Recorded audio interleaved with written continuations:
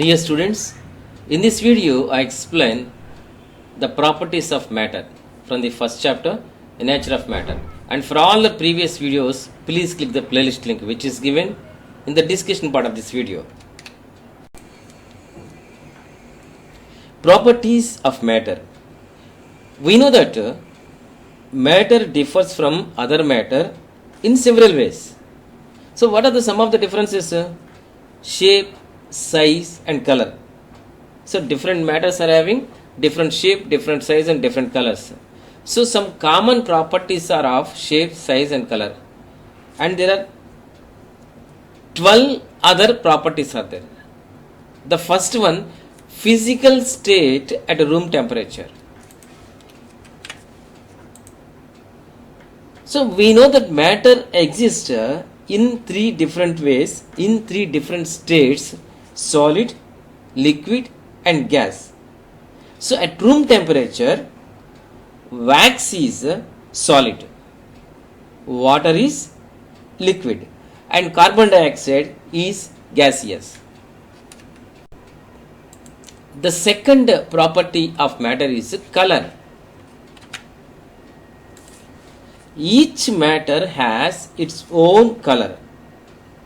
Each matter has its own unique color. For example, water is colorless, milk is white, copper sulfate solution is blue. Now, the third property of matter is shape. So, matter is a solid state. Matter is in its solid state, maybe crystalline, amorphous.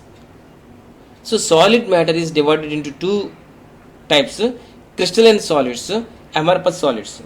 So the examples of crystalline solids are common salt, sugar, alum, blue white oil. The examples of amorphous solids are coal, wax, clay, talcum powder. Now the fourth property is odor. What is the meaning of odor? Smell. So some matter is odorless, that means smellless, and while others have a specific odor, specific smell. So odor may be, that means smell may be sweet or pungent, pleasant or unpleasant, etc. For examples, apples and oranges have sweet, fruity smell. The fifth property of matter is taste. Matter may be tasteless or may have taste. For example, sodium chloride is salty and glucose is sweet. The sixth property of matter is hardness. And one more thing I want to say, dear students, this is a caution. Smelling or tasting the unknown matter is very dangerous. We should be very cautious while smelling or tasting the unknown matter, because they may be irritating or they may be poisonous. In the classroom, unless your teacher instructs you to taste or smell, don't go for it. It is very dangerous.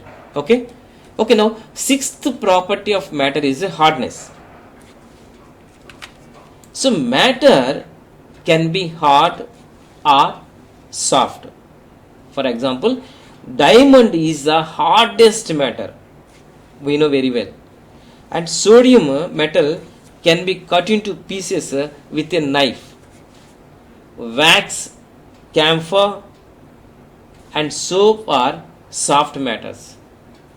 Now, seventh property of matter, brittleness. So brittle matter, when hammered, breaks into small pieces, just like glass. Brittle matter, when hammered, breaks into small pieces. For example, graphite and glass are brittles. The eighth property of matter is solubility. What is meant by solubility? Matter that dissolves in water is called soluble. For example, sugar, common salt and alcohol. These three are dissolving in water, so they are called as solubles. And certain other matters does not dissolve in water. That type of matters are called insoluble. What is the example for insoluble matter? Sulfur. Sulfur does not dissolve in water. Ninth property is inflammability. What is meant by inflammable? Matter that catches fire easily is called inflammable. For example, petrol, kerosene and alcohol are inflammable matters. And 10th property of matter is boiling point.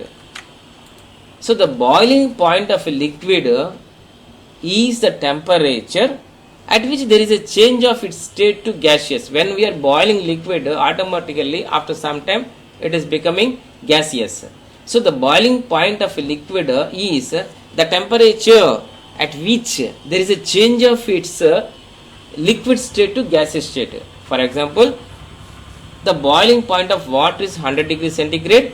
The boiling point of alcohol is 78 degrees centigrade. 11th property of matter is melting point. So the melting point of a solid is the temperature at which there is a change of its state to liquid. For example, the melting point of ice is 0 degree centigrade and the melting point of naphthalene is 80 degree centigrade. Okay. Now the last one, 12th property of matter, conductivity. So matter may be a good conductor or bad conductor of heat and electricity. So good conductors allow heat and electricity to pass through them, while bad conductors don't.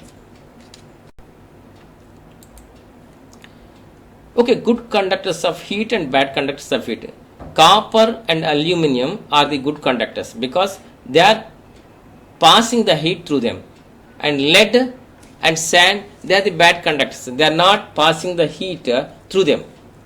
Coming to electricity, copper and silver are the good conductors because electricity can easily passing through them, and wood and lead are bad conductors because they are not allowing electricity to pass through them.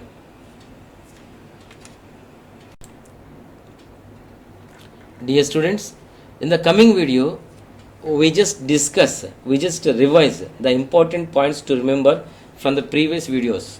And for all the videos, please click the playlist link which is given in the description bar of this video. And please subscribe IIT JEE Foundation YouTube channel.